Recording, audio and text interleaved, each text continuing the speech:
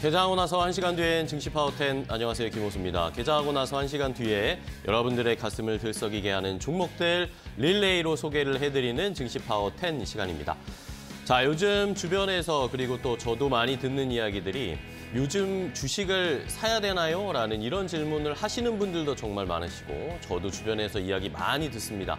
자, 시장이 좀 상승할 것으로 좋은 기대감들은 있는데 오늘도 시장이 보시는 것처럼 2,500선을 맞고 떨어지면서 또 쉬어가는 양상이 나타나니까 지금은 좀 사야 되는 건지 아니면은 시장의 상황을 좀 더 확인하고 들어가야 하는지 고민들이 많으실 겁니다.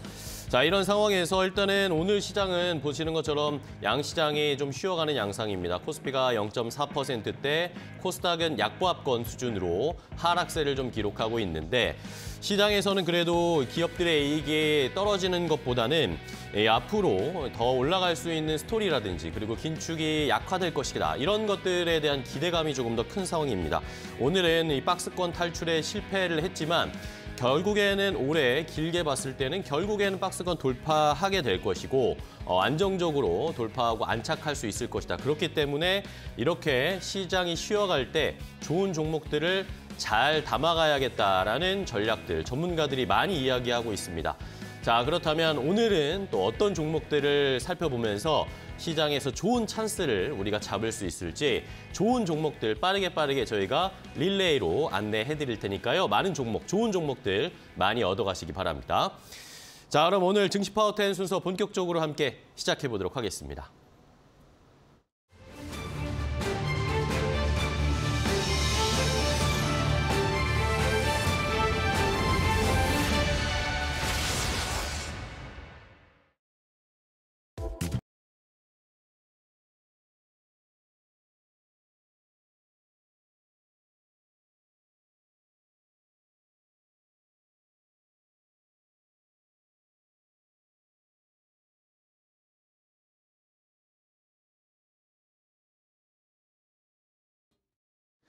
자, 그러면 스피드 종목 10 종목들 빠르게 릴레이로 소개를 해드리도록 하겠습니다. 자, 오늘도 전문가 두 분과 함께 스피드 종목 10 종목 릴레이 시작할 텐데요. 오늘은 이데일리온의 김근우 전문가 그리고 하나증권 이청원 FA와 함께하도록 하겠습니다. 두 분 안녕하세요. 반갑습니다. 안녕하세요. 반갑습니다. 자, 이청원 FA님 오후에도 뵙고 오전에도 뵙고 너무 좋습니다. 네, 좋으신가요? 진짜? 네, 이 김근우 전문가님은 오늘 또 처음 뵙는데 네. 잘 부탁드리겠습니다. 저도 잘 부탁드리도록 네, 하겠습니다. 좋습니다. 자, 그렇다면 두 분이 어떤 종목을 가지고 오셨을지 함께 10가지 종목 일단 먼저 확인해 보도록 하겠습니다. 오늘 스피드 종목 10 첫 번째 10가지 종목 바로 공개하겠습니다. 자, 스피드 종목 10 10가지 종목 바로 공개하겠습니다. 먼저 김근우 전문가의 픽부터 볼까요? 한일철강을 시작으로 해서 실리콘2, 핸디소프트, SBS 콘텐츠 허브, 리파인 이렇게 5가지를 가지고 오셨네요. 이청원 FA는 삼성 SDI, LG화학, 신한지주, 하나금융지주, 포스코케미칼 이렇게 10가지 종목이 준비되어 있습니다. 자, 시청자 여러분들은 이 10가지 종목 가운데 어떤 종목이 더 눈에 띄시나요? 자, 두 분의 전문가께서 가지고 오신 10가지 종목을 함께 확인을 해봤습니다. 시청자분들 잘 보셨죠? 이 10가지 종목 가운데 내가 궁금해했던 종목, 내가 매수하려고 했던 종목이 있네 라고 하시는 분들 혹시 매수가라든지 목표가라든지 알고 싶으신 분들은 유튜브 라이브 댓글창에 바로 질문을 주셔도 좋고요. 샵 3771번으로 문자 주시면 두 분의 전문가께서 이런 내용을 포함해서 더 잘 설명해 주실 테니까 많은 참여해 주시면서 저희 방송을 즐겨주시면 감사하겠습니다. 자, 그러면 두 분 다 아시죠? 제가 룰은 설명하지 않아도 많이 해보셨을 테니까 90초 안에 빠르게 종목 릴레이 시작해 보도록 하겠습니다. 김근우 전문가부터 바로 시작할까요? 네, 첫 번째 종목 한일철강입니다. 한일철강 종목은 사실 이제 1월 19일 날 제가 말씀드렸던 종목이에요. 그 당시에 철강은 굉장히 안 좋을 것이다라고 예측하는 전문가들이 많았는데 그럼에도 불구하고 철강주를 제가 가져와서 이런 말씀드렸습니다. 철강제 최대 구매처가 중국인데 중국이 이제 코로나 봉쇄를 완화 조치하고 나서 그리고 부동산 부동산 부양책을 시행할 것이라는 이런 예정을 발표하고 나서 코로나 완화 봉쇄가 끝나게 되면 철강 생산이 회복될 것이라는 기대감이 있을 것이다. 그리고 그게 철강주에 반영될 것이다라고 말씀드렸습니다. 아마 차트 보면서 실제로 반영됐는지 한번 보겠습니다. 제가 말씀드렸던 구간이 이 1월 19일 목요일 이날입니다. 이제 상당한 거래량이 발생했던 1월 6일 이후에 1월 19일까지 눌려주는 모습을 보여줬는데 이때 제가 말씀드렸고요. 그때 이후로부터 자 선을 긋자면 약 12%, 13%의 수익이 발생했던 이런 종목입니다. 자 그렇다면 어떻게 철강주가 다 안 좋다고 이야기하는데 이 종목을 발굴할 수 있었는지 말씀을 드리자면 주봉을 보시면 됩니다. 주봉을 봤을 때 제가 선 하나를 그어볼게요. 자, 이 구간입니다. 자, 2,590원 이 구간. 지난 과거에 2021년에 대세 상승을 만들어냈던 시작 부근도 되고요. 그리고 나서 대세 상승 이후에 하락했을 때 바닥을 다져주는 구간도 2,600원 정도의 구간이었습니다. 그리고 나서 상당한 상승을 만들어줬는데 그 후에 다시 한번 하락했습니다. 그리고 하락해서 지지받는 구간 또한 2,600원 선이거든요. 네, 여기까지입니다. 가져오셨던 종목에 자랑을 많이 해주셨는데 시간을 잘 맞춰서 자랑을 해주셔도 됩니다. 알겠습니다. 오케이, 첫 번째 한일철강 지난 1월 19일에 소개를 해드렸고 그 뒤로 상승이 나왔습니다. 이런 것들을 좀 확인해 보시면 좋겠다라는 의견을 주셨고요. 자, 다음은 이청원 FA님 첫 번째 종목은 뭘까요? 예, 삼성 SDI입니다. 삼성 SDI. 에너지 솔루션 그리고 전자재료 여기에서 에너지 솔루션이라고 하는 것은 거의 대다수가 소형전지에 해당하는데 최근에 삼성 SDI와 포스코 케미칼의 40조 수준의 매출 수주라고 하는 것을 토대로 우리가 삼성 SDI가 향후 10년 동안 매우 공격적으로 양극재를 시장에 공급하고 이를 기반으로 전기차 시장에서 시장 점유율을 계속 높일 것이다 라고 하는 것으로 우리가 어느 정도 예상을 할 수가 있습니다. 개인적으로 향후 10년 동안 삼성 SDI는 포스코 케미칼의 계약 그리고 기타 다른 여러 가지 이유로 인해서 단 한 해도 매출이 줄어들 것 같지가 않습니다. 뿐만 아니라 지난해 같은 경우에는 분기 보고서상으로도 비용 감소가 크게 나타납니다. 이런 비용 감소 효과는 올해와 내년까지도 충분히 이어질 수 있을 것이다. 그렇게 생각을 하고요. 차트 제가 보면서 약간 의미 있는 걸 이야기해드리자면 네. 삼성 삼성 SDI 같은 경우에는 2020년, 2021년, 2022년 3년이라고 하는 시간 동안 매일매일 0.128%씩 올라갑니다. 그걸 기반으로 해서 2020년 시가와 2023년의 시가까지의 가격을 계산해서 선으로 그으면 지금 보이는 이 검은 선이 나와요. 네. 2023년부터 이 선에 딱 닿는 시점은 매수 시점이 될 것이고 그때부터 가격이 올라갑니다. 연초의 시가에 지금 노란색으로 제가 표시해 두었죠. 맞고 딱 올라가는 거예요. 이후 이까지 떨어지면 다시 한번 또 매수하시면 될 것 같습니다. 네, 여기까지입니다. 좋습니다. 삼성 SDI 말씀해 주신 자리들을 저희가 그리고 이 추세선을 잘 확인해 보도록 하겠습니다. 자, 다음 종목 바로 가겠습니다. 김근우 전문가님의 두 번째 종목 뭘까요? 두 번째 종목 실리콘2입니다. 실리콘2. 자, 한일철강에 이어서 실리콘2도 제가 말씀드렸던 종목 중에 하나예요. 자, 1월 26일 날 말씀드렸던 종목인데 네. 제가 그때 어떻게 말씀을 드렸었냐면 중대본에서 30일 이후에 실내 마스크 의무 해제를 결정했다. 그리고 그 이후에 화장품주가 상승할 것인데 실리콘주는 차트가 굉장히 좋다 이런 말씀 드렸었습니다. 그럼 과연 제가 말한 대로 이루어졌는지 한번 차트상 확인해 보도록 하겠습니다. 말씀드렸던 것이 이날 1월 26일 부근입니다. 좀 늘려서 보도록 할게요. 1월 26일 날 부근인데 종가 기준으로 해서 최근에 고가까지 얼만큼 올랐느냐. 자, 약 16%, 17% 정도의 상승률을 보여주고 있습니다. 자, 어떻게 하면 그러면 이렇게 맞출 수가 있겠는가? 네. 제가 무당도 아닌데 제가 하는 거는 분석입니다. 그럼 어떻게 분석을 했는가? 이 떨어지는 구간에서 그리고 우리가 올랐던 구간에서 중요한 라인 때, 중요한 자리 때를 찾는 겁니다. 자, 보시게 되면 제가 선을 하나 그어볼게요. 자, 이 구간입니다. 이제 하락을 하는 와중에서도 네. 이렇게 상승을 보여줬던 윗꼬리가 발생했던 구간이고요. 결국 돌파는 하지 못했습니다만 맞고 내려오는 구간이 발생하면서 이 구간이 저항대가 발생할 수 있겠구나 이렇게 이야기해 볼 수 있겠고요. 그리고 이 장대 양봉이 발생했을 때에도 결국에는 이 라인까지 도달하지 못하면서 돌파하지 못하면서 종가는 이 아래에 위치하게 되었습니다. 그 이후의 차트를 보시게 되면 이 라인대를 지지하는 모습들을 볼 수 있을 거예요.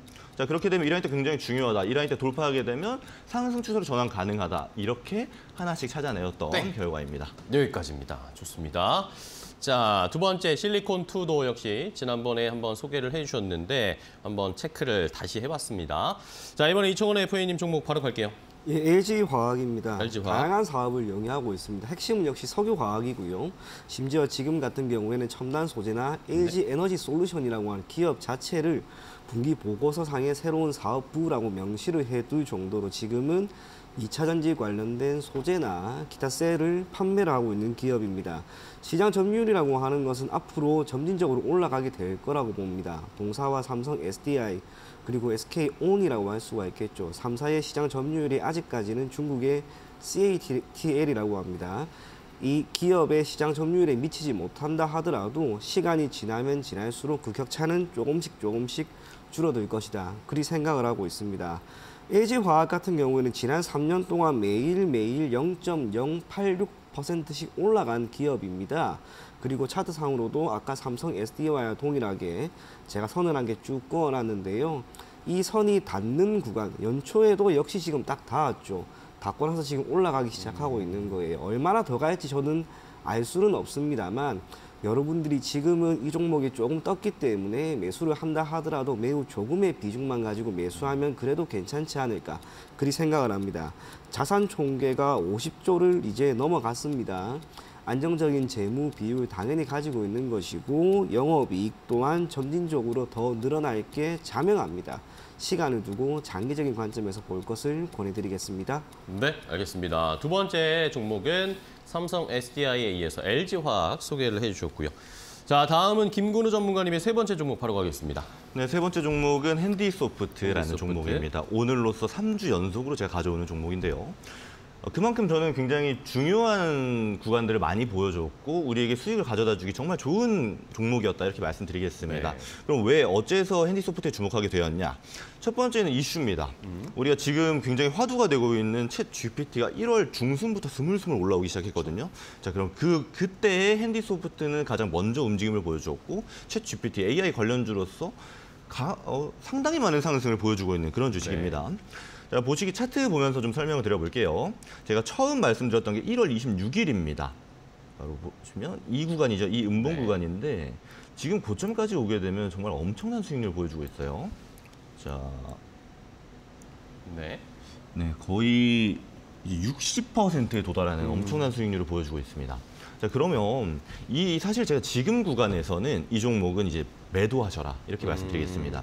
왜냐하면 지금 핸디소프트가 갖고 있는 주가가 어느 영역대냐면 주봉으로 보도록 하겠습니다. 코로나 이후로 가장 높았던 가격대 종가 기준으로 하면 이제 작년 7월에 5,790원입니다. 네. 지금 5,780원이 현재가이거든요. 지금 가격대에서 이미 상당히 꼬리를 만들고 나서 하락한 부분인데 고점에서 이런 영역이 발생했다라는 거는 수익 실현할 수 있는 충분한 자리다. 이렇게 말씀드리도록 하겠습니다. 꼭 수익 실현하셔야 됩니다. 지금 자리에서는. 네, 알겠습니다.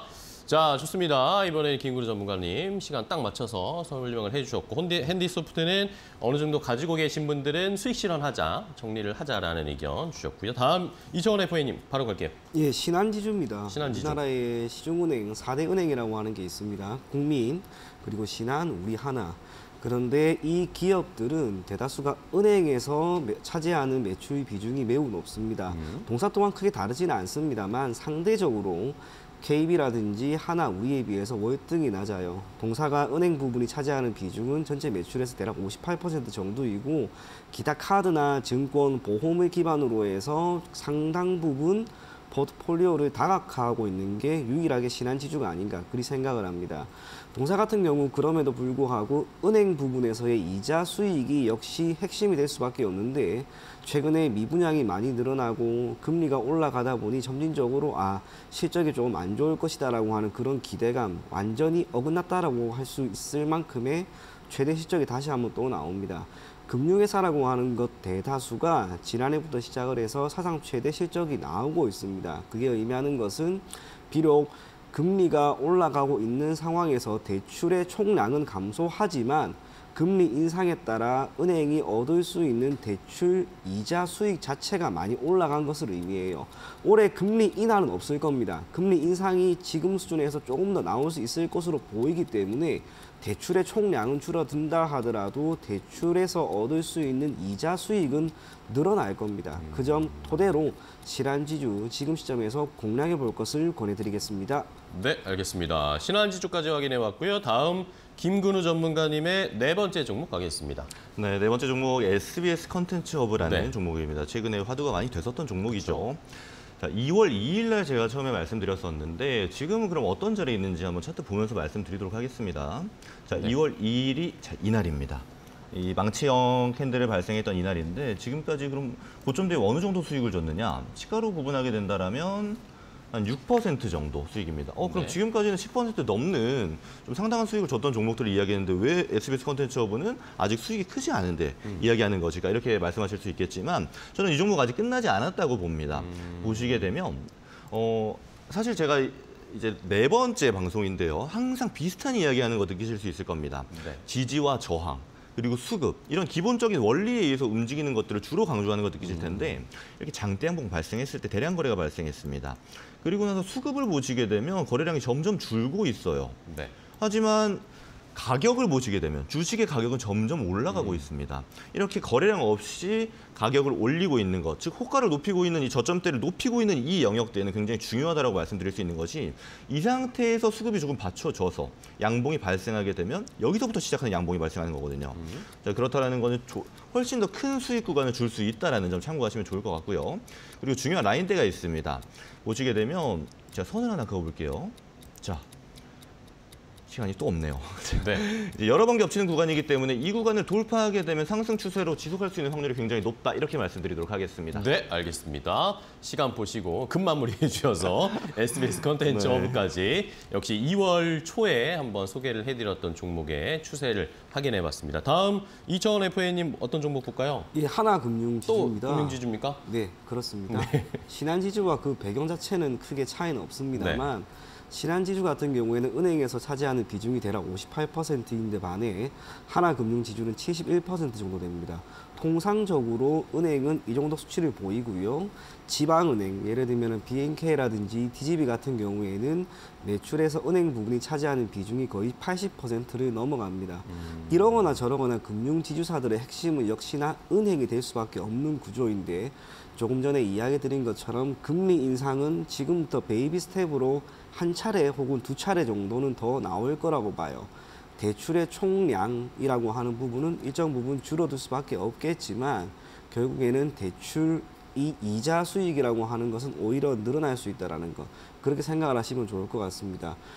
부동산 시장이 계속해서 좋지 않습니다. 네. 하지만 이게 계속해서 안 좋을 것 같은 느낌은 들지 않아요. 올 연말 정도 또는 올 하반기에 미국에서 어느 정도 금리를 이제 동결시킬 겁니다라고 하는 그런 메시지가 나오면 추후 변동금리를 기반으로 하고 있는 대출금리는 오히려 떨어질 수가 있습니다. 그게 곧 건설사의 입장에서는 부동산 경기가 반등한다라고 하는 신호로 받아들일 것이고 그때 맞추어서 정부 차원에서도 대출을 조금 더 확대하기 위한 다양한 정책이 나올 거라고 봅니다. 장기적인 관점에서 하나금융지주를 여러분들이 확인할 것을 또는 체크하고 있을 것을 권해드리겠습니다. 네, 좋습니다. 자, 신한지주에 이어서 하나금융지주도 금융주들을 좀 잘 봐야 된다라는 의견 주셨고요. 이번에 김근우 전문가님 5번째 종목 갈까요? 네, 리파인이라는 종목입니다. 리파인. 이 종목 또한 제가 말씀드렸던 종목이에요. 2월 2일에 말씀드렸던 종목인데 오늘 네. 또 처음 보시는 분들 계실 수 있기 때문에 간단하게 소개드리자면 이제 전세 사기가 최근에 이슈가 되었습니다. 그래서 그렇죠. 원희룡 국토교통부 장관이 어떻게 대응하는지에 따라서 이 리파인이 수혜주가 될 수 있다. 이런 기대감이 불러일으키면서 최근에 상승을 보여주고 있는데요. 2월 2일 날 제가 말씀을 드렸는데 그럼 지금 어떤 가격대 형성하고 있는지 차트 보면서 말씀드리도록 하겠습니다. 네. 자, 2월 2일이 이날입니다. 네. 이렇게 음봉이 발생했던 날인데 종가 기준으로 그럼 장중 고가에 몇 퍼센트 정도 상승했느냐? 자, 13% 정도 상승했습니다. 상당한 수익률 발생했는데요. 자, 그러면 리파인이라는 종목이 어떻게 이렇게 갈 수 있었는가? 저는 이 장기 이평선이 리파인은 굉장히 중요한 라인대다 이렇게 말씀드리도록 하겠습니다. 위에 점선으로 보여지는 이 장기 이평대 라인을 보시게 되면 자, 이날이죠. 장대 양봉이 발생한 날 아래쪽에 있는 장기 이평선 돌파하게 되면서 네. 그 전에 하락할 때 돌파하지 못했던 영역에 대한 도전이라고 할까요? 이제 상승 추세로 갈 수 있겠다라는 기대감을 불러일으켰습니다. 그리고 그 다음 날 위에 더 이제 훨씬 더 장기 이평이겠죠. 네. 이제 장기 이평을 터치하게 되면서 물론 지켜주지 못하고 내려왔지만 결국에는 이 두 개가 이 종목의 중요한 라인대가 되지 않을까 하는 기대감을 우리에게 불러일으킬 수 있고요. 근데 몇 차례 반복되는지를 확인해 봐야 됩니다. 그럼 이 장기 이평대 라인 처음에 터치하게 되는 구간이 이렇게 한 번, 두 번, 세 번 발생하게 되면서 그럼 이 구간을 돌파하게 되면 우리에게 수익 줄 수 있는 종목이 될 수 있겠구나. 이렇게 판단할 수 있었다라는 말씀드리도록 하겠습니다. 알겠습니다. 자, 리파이까지 마무리를 또 깔끔하게 해주셨습니다. 최근에 이슈가 됐던 종목 2월에 한번 또 소개해드렸고요. 자, 이번에는 다음 종목 이청원 FA님의 5번째 종목이네요. 네, 포스코 케미칼입니다. 포스코 케미칼. 포스코 케미칼은 최근에 주가 흐름이 여러분들 모두가 아는 것처럼 좋습니다. 단순하게 동사뿐만이 아니라 2차 전지 관련된 기업들이 전반적으로 좋은데 눈에 띄는 게 지금 삼성 SDI 그리고 포스코 케미칼, 코스닥 같은 경우에는 에코프로, 에코프로 BM, 거기에 LNF예요. 이 기업들이 가지고 있는 공통점이 있죠. 양극재라는 거예요.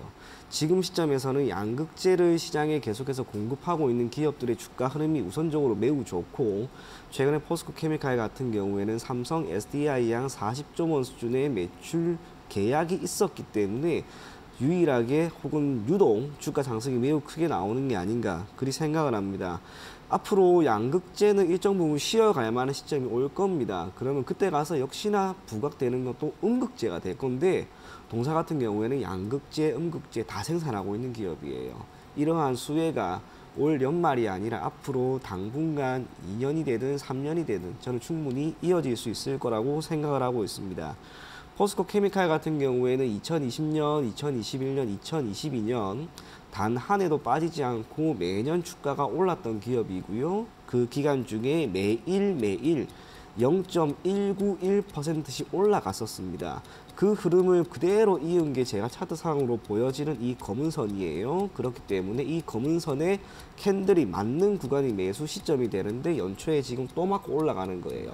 약간 눌릴 때 들어가시면 괜찮을 겁니다. 알겠습니다. 포스코 케미칼까지 함께 두 분이 가지고 오신 5개, 10가지 종목을 함께 확인을 해봤습니다. 자, 저희가 이렇게 전해드리는 방송 내용, 소개해드리는 종목들에 대한 투자 포인트는 여러분들에게 참고 내용을 알려드리는 겁니다. 최종 투자 판단과 결정은 시청자 여러분들께서 직접 내려주셔야 한다는 것은 다시 한번 좀 강조드리고 넘어가도록 하겠습니다. 자, 그럼 이제 저희가 10가지 종목 혹시 시청자분들 못 보신 분들 계시니까 한번 정리해 드리고요. 오늘 시장 상황 개장하고 1시간 뒤에 지금 시장 어떻게 흘러가는지까지 체크하고 돌아오겠습니다.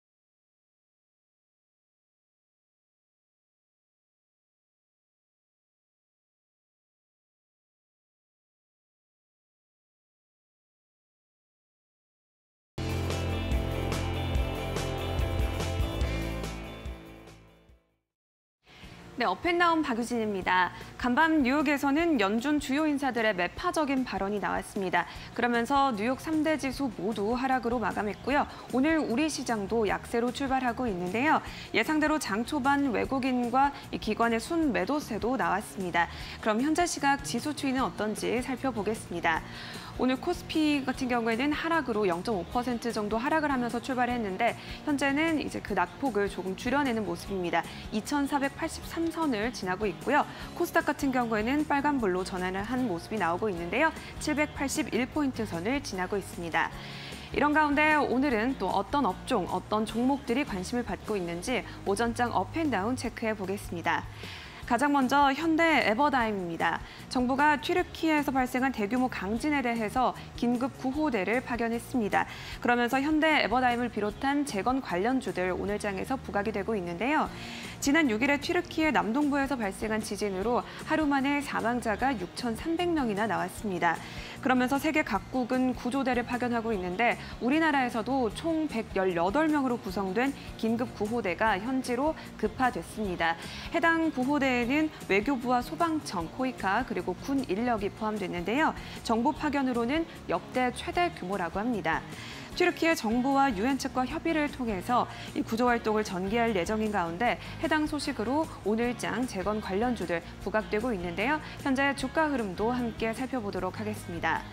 현대 에버다임 같은 경우는 4.3%가량 오르면서 8,810원에 거래가 되고 있고요. 특히 여기서 또 눈여겨볼 부분은 데모인데요. 데모는 지난해 우크라이나 재건 관련주로도 한 차례 부각이 됐었던 종목입니다. 이번에 지진 관련주로도 이렇게 이름을 올리고 있다는 점 함께 체크해 보시면 좋겠습니다. 이어서 다음 종목을 보도록 하겠습니다. 모비데이즈를 준비했는데요. 구글의 AI 챗봇인 바드의 출시를 앞두고 주가가 크게 오르고 있습니다. 모비데이즈 같은 경우에는 온라인 광고 대행과 또 소프트웨어 개발을 맡고 있는 기업인데요. 바드 출시 소식 이전부터 구글 프리미어의 이 파트너사로 선정이 된 바 있습니다. 특히나 모비데이즈는 모비 AI 베타라는 서비스를 개발해서 현재 일부 사용 중이기도 한데요. 이 서비스는 광고 캠페인을 AI가 자동으로 최적화하고 또 광고주에게도 리포트가 될 수 있도록 설계가 된 서비스입니다. 이렇듯이 AI 알고리즘과 관련된 기술도 개발하고 있어서 요즘에 더 주목을 받고 있는 것 같은데요. 관련해서 모비데이즈는 오늘 장기 박스권을 벗어나는 움직임도 포착이 됐습니다. 자, 그럼 현재는 주가 흐름 어떻게 흘러가고 있는지 확인해 보도록 하겠습니다. 현재 모비데이즈는 7.8% 넘게 오르면서 1,148원에 거래가 되고 있는데요. 오전 한때 15%까지도 오름세를 보였었는데 상승폭은 다소 줄어든 모습입니다. 그러나 모비데이즈는 2월 들어서 단 하루만을 제외하고 계속해서 오름세를 보여주고 있다는 점 체크를 해보시면 좋겠습니다. 마지막 종목을 보도록 하겠습니다. 마지막 종목은 바이젠셀입니다. 바이젠셀이 국내 임상 1상을 중단했다는 보도가 나왔는데요. 재발성 교모세포종 치료제에 대한 임상을 자진 철회하면서 오늘장에서 약세를 보이고 있습니다. 바이젠셀은 지난해 5월 임상시험을 이렇게 신청을 했었고요. 식품의약품안전처로부터 앞서 제출했던 이 VT3 의약품에 대한 자료 중 일부를 보완해달라는 요청을 받은 바 있습니다. 그런데 바이젠셀은 이를 위해서 필요한 추가적인 연구 시간과 또 비용을 고려했을 때 임상을 자진 철회하는 게 낫겠다 이런 판단을 내린 것으로 보이는데요. 더욱 개선된 신규 치료제로 새로 접근을 하는 게 낫겠다고 결정을 했습니다. 더 혁신적인 면역세포제 치료를 이렇게 개발을 해보겠다 이런 포부도 함께 밝혔지만 이 소식으로 주가는 오늘 하락세를 보이고 있습니다. 어제 시간의 거래에서부터 하락세를 보이고 있었는데요. 오늘도 이렇게 내림세로 출발한 가운데 이 시각 현재 주가 흐름 살펴보도록 하겠습니다. 바이젠셀은 현재 7.3%가량 내리면서 7,410원에 거래가 되고 있는데요. 개장 직후에는 7,300원대까지도 내려갔었는데 낙폭은 조금 줄어든 모습이라는 점 체크를 해보시면 좋겠습니다. 지금까지 업앤다운 박유진이었습니다.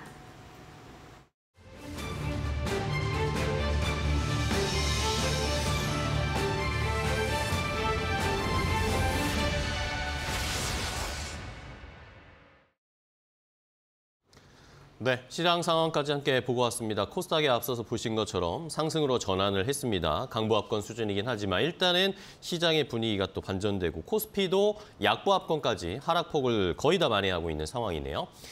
자, 그렇다면 이제 또 스피드 종목 10 바로 계속해서 이어가 보겠습니다. 좋은 시장의 분위기에서 저희가 또 좋은 종목들 계속해서 소개해 드릴 텐데 자, 여러분들 계속 말씀드리지만 여러분과 함께 참여하시면서 방송을 즐기시면 훨씬 더 재밌으실 겁니다. 앞으로 또 보여드릴 10가지 종목 중에 내가 가지고 있는 종목이다 아니면 내가 매수하고 싶은 종목이다 하시는 종목이 있으시면 궁금한 점을 저희에게 유튜브 라이브 댓글창이나 샵 3772번 문자로 보내주시면 두 분의 전문가와 함께 더 자세하게 해결책까지 설명을 해드릴 테니까요. 많은 참여 부탁드리겠습니다. 자, 그렇다면 나머지 또 10가지 종목은 무엇일지 스피드 종목 10 두 번째 바로 공개하겠습니다. 자, 두 번째 스피드 종목 10 김근우 전문가의 픽부터 확인해 보겠습니다. 첫 번째 MPC, 현대공업, 블루콤, 신화콘텍, 원이큐브 이렇게 5가지 종목을 선택하셨네요. 이정원 FA는 에코프로 BM, LNF, SM, 휴젤, 대주전자재료 이렇게 5가지를 가지고 오셨습니다. 자, 이 10가지 종목 가운데 시청자분들은 어떤 종목이 더 궁금하신가요? 자, 이렇게 두 분의 전문가께서 공개해 주신 종목 질문해 주시면 더 자세하게 설명을 해 드릴 겁니다. 자, 그리고 오늘 또 제가 오늘 처음 만난 우리 전문가님, 잘생긴 훈남 전문가 김근우 전문가와 함께 더 주식에 대한 공부도 하고 정보도 공유하고 싶으신 분들은 여기 밑에 나가고 있죠. 오픈 채팅방에 함께 입장하셔서 정보들을 함께 공유하고 이야기 나눠보실 수 있습니다. 문자 샵 3772번으로 김근우 이 성함을 문자 3개를 보내주셔도 되고 아니면 여기 보이시죠? QR코드 지금 휴대폰 꺼내셔서 스마트폰으로 카메라 인식하셔서 바로 QR코드 찍고 입장하실 수 있으니까 많은 참여하셔서 김근우 전문가와 함께 노하우 함께 공유해보시고 얻어가 보시기 바랍니다. 자, 그럼 바로 또 이어서 가보겠습니다. 스피드 종목 10 두 번째 릴레이로 김근우 전문가님의 첫 번째 종목 바로 또 시작을 해볼게요. 네, 첫 번째 종목 NPC라는 종목인데요. 사실 NPC. 그 전에 이제 제가 아무래도 90초 안에 차트를 설명하기가 사실 쉽지 않기 때문에 네. 질문이 있으시다면 이 노란톡방 들어오셔서 저한테 주시면 좀 더 자세하게 예. 말씀드리도록 좋습니다. 하겠습니다. 자, NPC라는 종목은 먼저 플라스틱 물류 기자재 업체입니다. 2021년에 현대 글로비스와 전기차 배터리 운송용기 특허를 공동 출원하고 배터리 관련 사업을 진행하고 있습니다. 근데 특허가 기존 배터리보다 3배 이상 운송 효율성을 증가해서 업계에서는 NPC가 국내 최초로 전기차 폐배터리 전용 플랫폼 역할을 수행할 것으로 좀 기대를 하고 있는 이런 상황입니다. 게다가 최근에는 환경부에서 전기차 폐배터리를 생산한 업체가 직접 수거해서 재활용하는 것까지 의무화하는 법안을 검토한다는 소식까지 전해지고 있기 때문에 NPC 입장에서는 굉장히 호재다 이렇게 말씀드릴 수 있을 것 같습니다. 자, NPC라는 조직을 보면은 사실 전 이 부분을 먼저 말씀드리고 싶어요. 사실 지금처럼 고금리가 유지되고 있는 장세에서는 부채가 높은 기업들은 좀 저는 투자하기 좀 꺼려하는 편입니다. 그렇다는 것은 재무 상태가 굉장히 중요하다는 말씀과 좀 동일시가 될 것 같은데 NPC라는 종목 재무 상태 보게 되면 사실 굉장히 튼튼합니다. 매출액도 꾸준히 잘 나고 있고 영업이익도 꾸준히 잘 나고 있고요. 게다가 부채 비율이 굉장히 낮습니다. 현금 이제 유보율도 굉장히 높은 상태에서 부채 비율이 낮다라는 것은 재무 상태가 굉장히 건강하다 이렇게 말씀드릴 수 있을 것 같은데 게다가 시장 평가가 굉장히 저평가입니다. PBR이 0.84배로 가치 대비 굉장히 저평가받고 있는 구간이기 때문에 모아가기 굉장히 좋은 주식이다 이렇게 네. 말씀드리도록 하겠습니다. 네, 알겠습니다. NPC 새로 제안해 주신 종목인데 부채 비율이나 재무 상태도 좋고 좀 모아갈 수 있는 종목이다라는 힌트를 주셨네요. 자, 이번엔 이청원 FA님의 다음 종목 가겠습니다. 네, 에코프로 BM입니다. 에코프로 BM 오늘 또 뜨거운데. 네, 오늘 2차전지라든지 다양한 종목들을 가지고 왔는데요. 모니터에 제가 지금 뭘 하나 살짝 띄워놨어요. 뭘까요? 이게 뭐냐면 2022년에 시장이 안 좋았죠. 그리고 2023년에는 시장이 괜찮습니다. 이걸 가지고 우리가 설명을 하게 되면 지난해 기준으로 베타 개수가 1보다 낮고요. 올 1월에는 베타 개수가 1보다 높은 기업이 좋은 기업이라는 것이고 그중에 네. 제가 10개 종목을 오늘 다 가지고 왔어요. 아, 코스피든 코스닥이든 시총 10개 종목 같은 경우에는 코스피는 삼성 SDI와 LG화학이 있었고 코스닥 같은 경우에는 오스템 임플란트 하나 제외하고는 전부 다 2차 전지입니다. 그렇네요. 그래서 2차 전지가 지금 시장에서 좋은 거예요. 우리가 종목에 대한 기본적 분석이나 기술적 분석 그런 게 중요한 게 아니고요. 데이터만으로도 우리가 거래를 할 수가 있다는 것. 그 점을 인지를 해 주시면 됩니다. 코스닥 30개까지 종목을 제가 지금 나열해 놨습니다. 오늘은 여기에 대한 이야기를 하는데 에코프로 BM 같은 경우에는 지난 3년 동안 매일매일 0.271%씩 올라갑니다. 2020년 시가를 기준으로 해서 일평균 0.271%의 수익률이 지난 3년 동안 이어진 선, 그 선이 지금 이 검은 선이에요. 이 선의 주가가 닿으면 올라갑니다. 그렇기 때문에 에코프로 BM도 그렇고 오늘 이야기했던 모든 종목이 다 이렇게 올라가고 있는 거예요.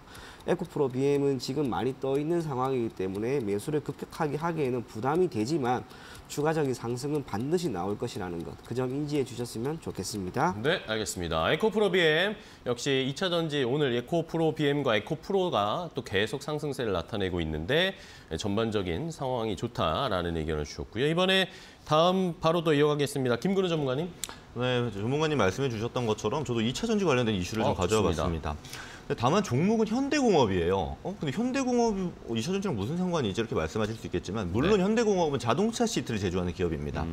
제가 스토리를 하나 들려드릴 텐데 네. 잘 들으셔야 됩니다. 좀 헷갈리실 수가 있어요. 현대공업이 에너에버 배터리 솔루션이라는 곳에 지분 투자를 했습니다. 근데 에너에버 배터리 솔루션이라는 회사가 어떤 회사냐면 유로셀이라는 곳에 2차 전지 분리막을 납품하는 회사예요. 그럼 유리셀은 뭐냐? 인동 첨단 소재라는 기업과 함께 고용량 배터리를 생산하는 기업입니다. 근데 다만 최근에 인동 첨단 소재는 지난 8월에 발표가 됐습니다. 볼리비아의 리튬 광산 주관권을 취득했다라는 발표예요. 즉 현대공업 물론 이 스토리를 다 이해하실 필요는 없습니다. 다만 현대공업은 자동차 시트를 제조하고 있지만 2차 전지 관련된 기업에 지분 투자를 했기 때문에 앞으로 2차 전지 이슈가 발생했을 때 현대공업도 같은 섹터로 조금의 수혜를 받을 수가 있다. 이 점을 좀 말씀드리고 싶고요. 자, 차트 보면서 이유 설명 말씀드리도록 하겠습니다. 제가 방금 말씀드렸던 이슈가 12월 2일이었습니다. 이렇게 장대 양봉이 발생하면서 거의 상한가까지 터치하고 잠깐 내려왔던 모습을 보여주고 있거든요. 근데 중요하게 보셔야 될 건 수급이에요. 그날 이후로부터 수급이 없습니다.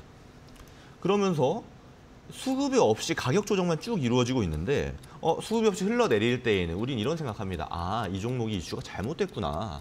그러면 빠지면은 쭉 더 빠지겠구나. 이렇게 판단하실 수 있겠지만 거래량 없이 내려갔고 거래량 없이 올라오고 있습니다. 저는 이걸 가격 조정으로 보고 있고요.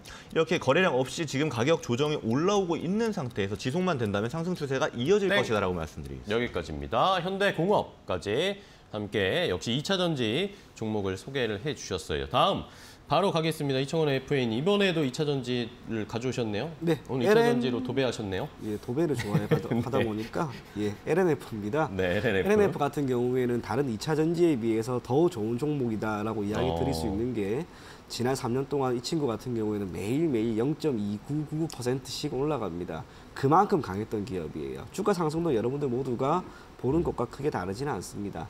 양극재에 들어가는 양극 활물질이라고 하는 재화를 시장에 공급을 하고 있는데 무언가 모르게 2차 전지 같은 경우에는 소재, 그중에서도 핵심 소재를 시장에 공급하는 기업들이 더 높은 주가 상승이 나오는 건 아닐까라는 생각이 자꾸 듭니다. 실적이라고 하는 측면에서도 사실상 크게 걱정할 필요가 없습니다. 4분기 기준 매출액 전년 동기 대비 222%나 올라갔고요. 영업이익 또한 88.2%나 올라갑니다. 이러한 성장성이 당장 올해 꺾일 가능성은 저는 거의 제로가 아닐까 그리 생각을 합니다. 기술적으로도 보더라도 크게 나쁘지가 않습니다. 2020년 이후 지속적으로 주가가 쭉 올라가고요. 제가 그어놓은 검은 선 여기 연초에 딱 맞고 다시 한번 올라갑니다. 네. LNF 같은 경우 내년 2024년 시가가 되겠죠. 지금 흐름 그대로 이어간다는 가정 아래 LNF는 내년 시가가 38만 원이 되어 있을 거예요. 2차 전지 관련된 기업들은 결코 지금 죽은 게 아닙니다. 모두 다 여러분들이 긍정적으로 볼 것을 권해드리겠습니다. 네, 알겠습니다. 자, LNF도 오늘 시세가 좋습니다. 에코프로나 에코프로 BM에 가려져 있지만 오늘도 LNF도 2% 넘게 상승하고 있는 중이고요. 자, 다음 김근우 전문가님, 다음 종목 바로 갈게요. 네, 블루콤이라는 종목입니다. 블루콤. 아마 좀 생소한 종목이실 텐데요. 그러게요. 블루콤 어떤 회사냐면 블루투스 헤드셋 그리고 스마트폰 부품으로 마이크로 스피커처럼 음향 부품을 제조하는 회사입니다. 네, 저는 이런 말씀 먼저 드리고 싶어요. 주식 격언 중에 소문에 사서 뉴스에 팔아라 이런 말 다들 들어보셨을 그쵸. 겁니다. 근데 블루콤이 최근에 어제와 엊그제입니다. 이틀 동안 상당한 상승을 보여줬는데도 불구하고 제가 한번 검색을 해봤어요. 그럼 어떤 이슈길래 블루콤이 이렇게 상승을 했을까? 뉴스에서도 이런 내용으로 말합니다. 바닥에서 장기간 횡보했기 때문에 반발 매수세로 상승했다. 즉, 지금 소문도 없는 단계입니다. 이런 단계에서 좋은 자리에 들어가기만 한다면 저는 괜찮을 거라고 말씀드릴 수 있는 것이 차트 보면서 말씀드리겠습니다. 제가 꾸준하게 말씀드리는 것이 있어요. 이렇게 하락이 발생했을 때 바닥을 강하게 만들어주는 구간, 쌍바닥이라든지 이렇게 단봉들로 바닥을 강하게 만들어주는 구간이 굉장히 중요하다. 그리고 이후에 장대 양봉처럼 강한 수급 동반을 상승했을 때 상승 추세로 강하게 전환할 확률이 굉장히 높다. 이런 말씀 드렸었습니다. 네. 보시게 되면 단봉들로 정확하게 만들어주고 있죠. 네. 바닥을 강하게 만들어주고 상승하는 것이기 때문에 저는 상승 추세로 전환은 이미 되었고 그럼 어디 지점에서 매수할 것이냐가 전략적으로 굉장히 중요하다고 말씀드릴 텐데 네. 자, 단기적으로 접근하겠습니다. 이렇게 이틀이 연속적으로 거의 상한가까지 갔던 구간 그리고 그 다음 날은 20%까지 상승했습니다. 이럴 때는 당장에 들어가시면 달리는 말에 올라타는 형태로 좀 위험할 수가 있기 때문에 적당한 눌림이 발생한 이후에 접근하시면 좋을 것 같습니다. 네, 알겠습니다. 블루콤까지 확인해봤고요. 다음 종목 이청원 FA님의 다음 종목은 SM을 주셨잖아요. 네. SM에 대해서 결국에 이제 또 질문이 들어왔습니다. 우리 시청자분들이 유튜브에서 SM을 포함한 이 엔터사들에 대한 이야기를 네. 많이 해주고 계신데, 자, 뭐 전반적으로 지금 최근에 SM이 올라가는 건 지배구조 때문에 이런 이슈 때문에 올라가고 있는데 오히려 좀 본업을 봐야 되지 않냐. 이 아티스트들의 경쟁력 이런 것들 모멘텀을 따져봤을 때 하이브나 뉴진스가 네. 있는 하이브나 뭐 다른 JYP, 트와이스나 이런 거에 좀 밀리는 것 같다. 이런 본업은 어떤지도 좀 체크를 해달라고 부탁하셨습니다. 네, 알겠습니다. 우선은 경영권 분쟁 관련된 노이즈가 한 2, 3일 정도 동안 나왔는데요. 이 시간이 지나면 지날수록 우리가 일시적인 노이즈라고 하는 것은 주가에 그 어떤 영향을 미치지가 않습니다. 네. 우리가 단순하게 SM이라고 하는 이 종목을 단기적으로만 보는 게 아니잖아요. 그쵸. 올해 리오프닝 관련된 종목들이 시장 주도주로 자리를 잡을 것으로 생각이 된다면 단순하게 10%, 20% 수익이 아니라 1년 정도 보고 2배 혹은 그 이상도 저는 수익이 날 거라고 봅니다. 지금은 그 흐름이 고스란히 주가에 나오고 있는 것이라고 보여지고요. SM이 상대적으로 기타 기업들에 비해서 무언가 모르게 매출이라든지 주가 흐름이 상대적으로 더디다라고 하는 그런 질문이었던 걸로 제가 기억을 하는데 네네. 이거는 제가 매출 구조에서 약간 확인해 볼 수도 있을 것 같습니다. 하이브, JYP 그리고 YG 같은 경우에는 국내 시장에서의 매출 비중이 SM에 비해서 월등히 낮아요. JYP 같은 경우에는 국내 시장에서의 매출 비중이 대략 45%인데 반해서 SM은 무려 75%나 됩니다. 지속적으로 국내 시장에서의 시장 점유율은 높았고 여기에 따른 매출은 크게 만들어냈다 하더라도 지금은 리오프닝입니다. 이제 해외 시장에서 무언가가 돼야 돼요. 그렇다면 BTS의 하이브나 그리고 JYP나 YG 해외 시장에서의 매출 비중이 높았던 그 기업들이 우선은 주가가 더 빠르게 올라간 게 아닐까라고 생각을 합니다. 그럼에도 불구하고 음원, 음반 좋으니까 계속해서 볼 것을 권해드리겠습니다. 여기까지입니다. SM 말씀해 주신 것처럼 지금은 좀 국내 비중에 치중해 있는데 이제 어쨌든 리오프닝, 글로벌 공연이라든지 이런 것들이 많아질 테니까 SM도 따라서 올라갈 가능성이 있다라는 그런 의견 주셨네요. 자, 다음 바로 이어가겠습니다. 김구루 전문가님. 네, 신화콘텍입니다. 네. 신화콘텍은 이제 모바일용 커넥터 등 전자부품 제조하는 회사이고요. 최근에는 자동차 부품 관련 사업까지 확대할 것이다 이렇게 예정이라는 이야기까지 나오게 되면서 주목을 받고 있는 이런 상태입니다. 최근 이슈로는 삼성전자가 퀄컴, 구글과 협력해서 차세대 XR 폼팩터를 개발하겠다. 이 이슈로 신화콘텍 또한 상승을 보여주고 있는데요. 네. 왜냐하면 신화콘텍의 주요 고객사가 삼성전자와 LG전자입니다. 그래서 수혜를 받을 수 있을 가능성이 높다. 이렇게 바라보고 있다는 점 참고하시면 좋을 것 같고요. 차트 보면서 말씀드리겠습니다. 저는 강하게 바닥을 다져주고 나서 올라가는 종목들이 상승 추세로에 그리고 가파른 상승이 굉장히 가능성이 높다. 이런 말씀을 항상 드려왔습니다. 지금 주봉의 차트인데요. 자, 선을 하나 그어보도록 하겠습니다. 자, 이 구간입니다. 신화콘텍은 아무리 많이 하락을 해도 이 3,820원 구간을 절대 이탈하지 않으려는 모습 보여주고 있습니다. 자, 계속 겹치는 구간들 발생하죠. 자, 그렇다라는 거는 이 구간에 도래되면 우리는 준비를 해야 됩니다. 매수할 준비를 한 상태로 지켜주고 있는지 여부를 확인하고 나서요.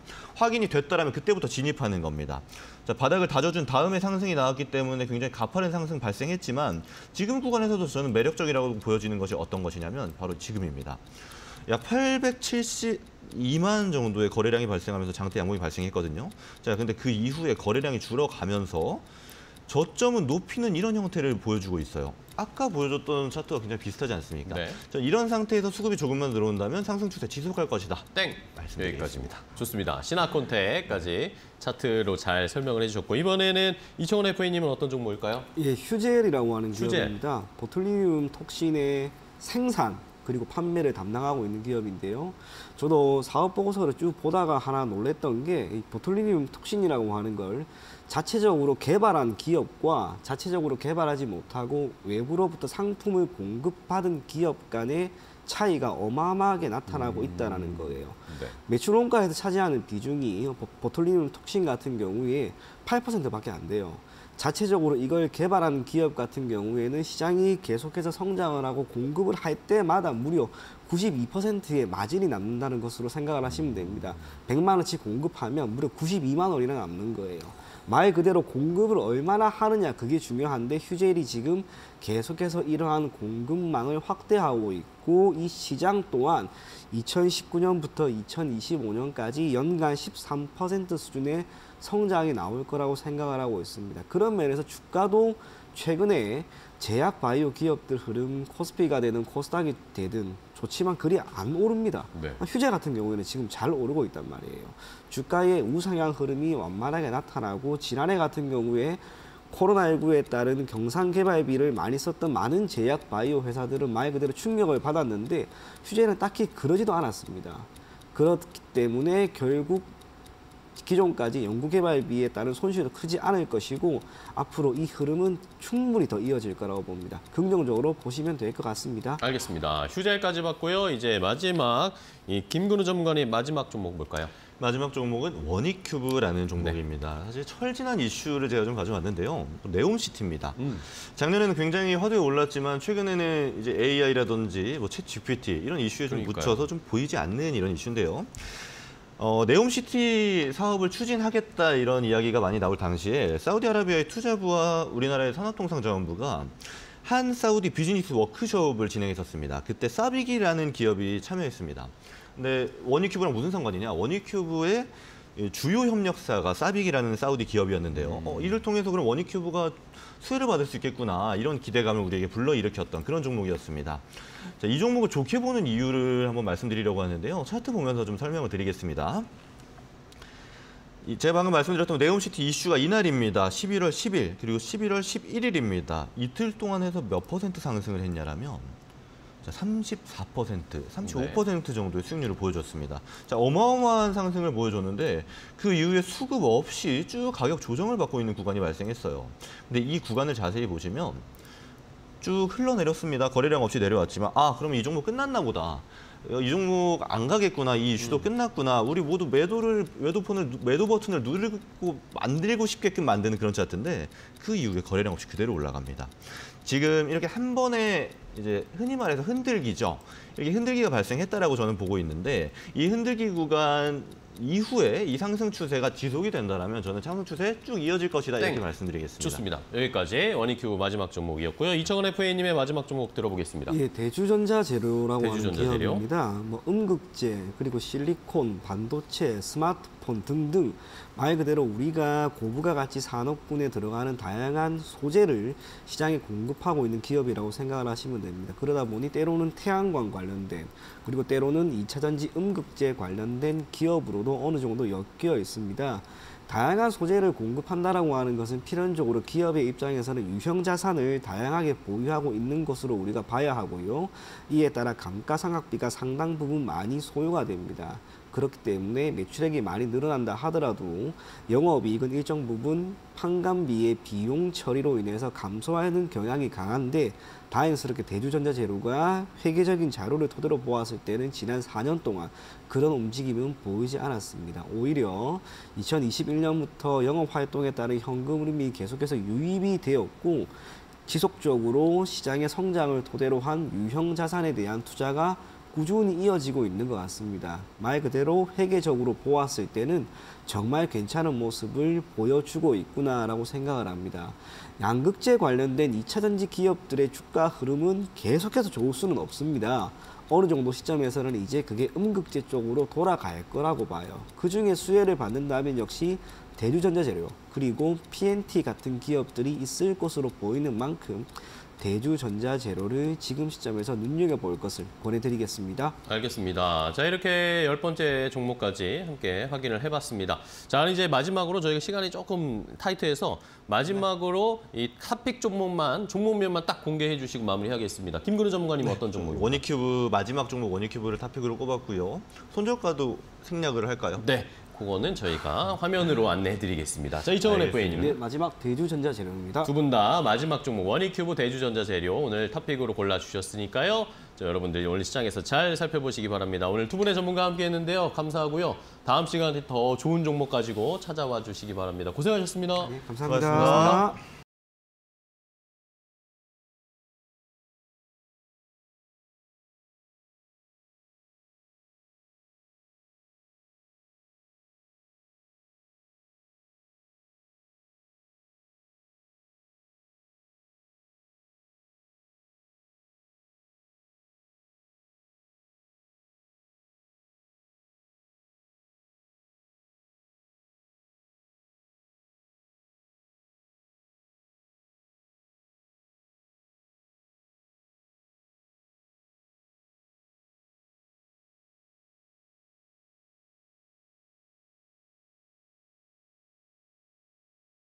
자, 증시 파워텐 오늘 저희가 전해드릴 종목은 모두 다 알려드렸습니다. 오늘 시장에서 잘 참고해 주시고요. 저희는 내일 또 좋은 종목 가지고 찾아뵙도록 하겠습니다. 시청해 주신 여러분 고맙습니다.